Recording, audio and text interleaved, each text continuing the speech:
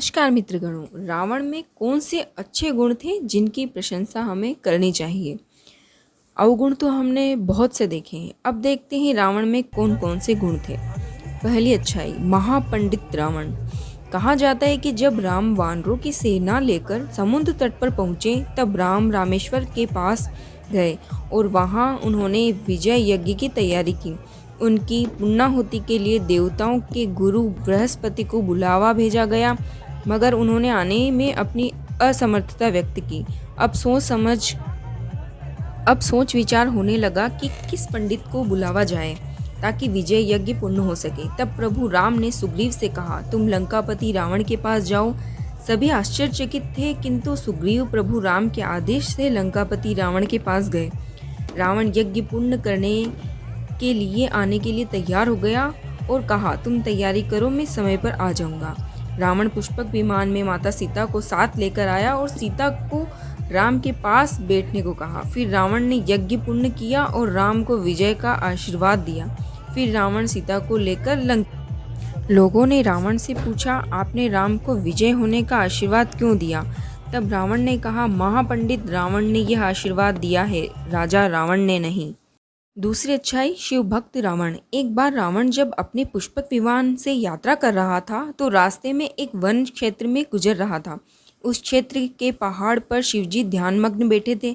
शिव के गण नंदी ने रावण को रोकते हुए कहा कि इधर से गुजरना सभी के लिए निषेध है, क्योंकि भगवान तप में मग्न है। रावण को यह सुनकर क्रोध उत्पन्न हुआ।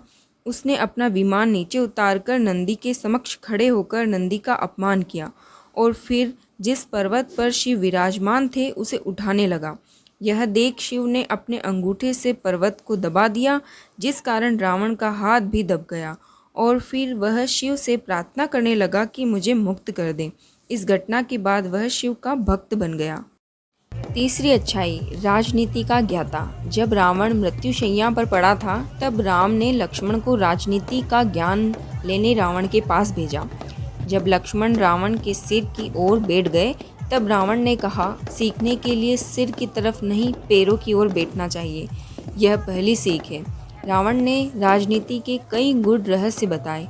रावण ने शिव तांडव स्तोत्र की रचना के अलावा अन्य कई तंत्र ग्रंथों की रचना की।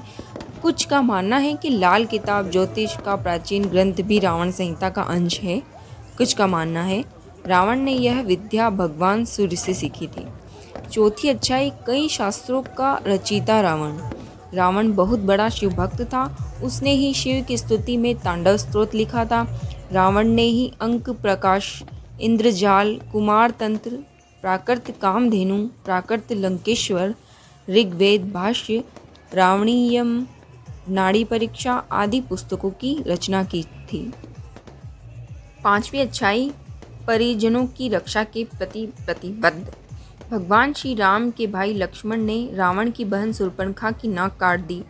पंचवटी में लक्ष्मण से अपमानित शूर्पणखा ने अपने भाई रावण से अपनी व्यथा सुनाई और उसने कान भरते कहा, सीता अत्यंत सुंदर है और वह तुम्हारी पत्नी बनने के सर्वदा योग्य है।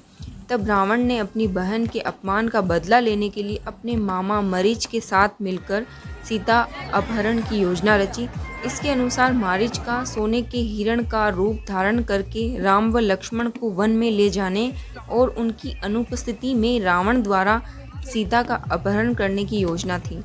इस पर जब राम हिरण के पीछे वन में चले गए तब लक्ष्मण सीता के पास थे, लेकिन बहुत देर होने के बाद भी जब राम नहीं आए तो सीता माता को चिंता होने लगी। तब उन्होंने लक्ष्मण को भेजा। राम और लक्ष्मण की अनुपस्थिति में रावण सीता का अपहरण करके ले गया। अपहरण के बाद आकाश मार्ग से जाते समय पक्षीराज जटायु के रोकने पर रावण ने उसके पंख काट दिए। रावण ने सीता को लंका नगरी के अशोक वाटिका में रखा और त्रिजटा के नेतृत्व में कुछ राक्षसियों को उनकी देखरेख का भार दिया। छठी अच्छाई, माता सीता को छुआ तक नहीं। भगवान राम की अर्धांगिनी माँ सीता को पंचवटी के पास लंकाधिपति रावण ने अपहरण करके 2 वर्ष तक अपनी कैद में रखा था, लेकिन इस कैद के दौरान रावण ने माता सीता को छुआ तक नहीं था। रावण जब सीता के पास विवाह प्रस्ताव लेकर गया तो माता ने घास के टुकड़े को अपने और रावण के बीच रखा और कहा, हे रावण, सूरज और किरण की तरह राम सीता अभिज्ञ है। राम व लक्ष्मण की अनुपस्थिति में मेरा अपहरण कर तुमने अपनी कायरता का परिचय और राक्षस जाति के विनाश को आमंत्रित कर दिया है। तुम्हारे को श्री राम जी की शरण में जाना इस विनाश से बचने का एकमात्र उपाय है, अन्यथा लंका का विनाश निश्चित है। सीता माता की इस बात से निराश रावण ने राम को लंका आकर सीता को मुक्त करने की 2 माह की अवधि दी। इसके बाद रावण या तो सीता से विवाह करेगा या उनका अंत। रावण ने सीता को हर तरह के प्रलोभन दिए कि वह उसकी पत्नी बन जाए। यदि वह ऐसा करती है तो वह अपनी सभी पत्नियों को उसकी दासी बना देगा और उसे लंका की राजरानी। लेकिन सीता माता रावण की किसी भी तरह के प्रलोभन में नहीं आई। तब रावण ने सीता को जान से मारने की धमकी दी, लेकिन यह धमकी भी काम नहीं कर पाई। रावण चाहता तो सीता के साथ जोर जबरदस्ती कर सकता था, लेकिन उसने ऐसा नहीं किया। 7वीं अच्छाई, अच्छा शासक। रावण ने असंगठित राक्षस समाज को एकत्रित कर उनके कल्याण के लिए कई कार्य किए। रावण के शासनकाल में जनता सुखी और समृद्ध थी, सभी नियमों से चलते थे और किसी भी प्रकार का अपराध करने की हिम्मत नहीं होती थी। रावण ने सुंबा और बाली द्वीप को जीतकर अपने शासन का विस्तार करते हुए अंगद्वीप, मलवद्वीप, वराहद्वीप, शंखद्वीप, कुशद्वीप, यवद्वीप और आंध्रालय पर विजय प्राप्त की थी। इसके बाद रावण ने लंका को अपना लक्ष्य बनाया। आज के युग के अनुसार रावण का राज्य विस्तार इंडोनेशिया, मलेशिया, बर्मा, दक्षिण भारत के कुछ राज्य और संपूर्ण श्रीलंका तक था। लंका पर कुबेर का राज्य था, परंतु पिता ने लंका के लिए रावण को दिलासा दी तथा कुबेर को कैलाश पर्वत के आसपास के त्रिविट तिब्बत क्षेत्र में रहने के लिए कह दिया। इसी तारतम्य में रावण ने कुबेर का पुष्पक विमान भी छीन लिया। दरअसल माली, सुमाली, माल्यवान नामक 3 दैत्यों द्वारा त्रिकुट सुबेल पर्वत पर बसाई लंकापुरी को देवों ने जीतकर कुबेर को लंकापति बना दिया था। रावण की माता केकसी सुमाली की पुत्री थी। 8वीं अच्छाई, रावण ने रचा था नया संप्रदाय। आचार्य चतुर्सेन द्वारा रचित बहुचर्चित उपन्यास वयम रक्षाम तथा पंडित मदन मोहन शर्मा शाही द्वारा 3 खंडों में रचित उपन्यास लंकेश्वर के अनुसार रावण शिव का परम भक्त, यम और सूर्य तक को अपना प्रताप झेलने के लिए विवश कर देने वाला, प्रकांड विद्वान, सभी जातियों को समान मानते हुए भेदभाव रहित समाज की स्थापना करने वाला था। सुरों के खिलाफ असुरों की ओर था रावण। रावण ने आर्यों की भोग विलास वाली यक्ष संस्कृति से अलग सभी की रक्षा करने के लिए रक्ष संस्कृति की स्थापना की थी। यही राक्षस थे। 9वीं अच्छाई, लक्ष्मण को बचाया था रावण ने। रावण के राज्य में सुषेण नामक प्रसिद्ध वैद्य था। जब लक्ष्मण सहित कई वानर मूर्छित हो गए, तब जामवंत जी ने सलाह दी कि अब इन्हें सुषेण ही बचा सकते हैं।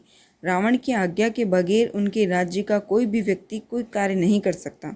माना जाता है कि रावण की मौन स्वीकृति के बाद ही सुषेण ने लक्ष्मण को देखा था और हनुमान जी से संजीवनी बूटी लाने के लिए कहा था।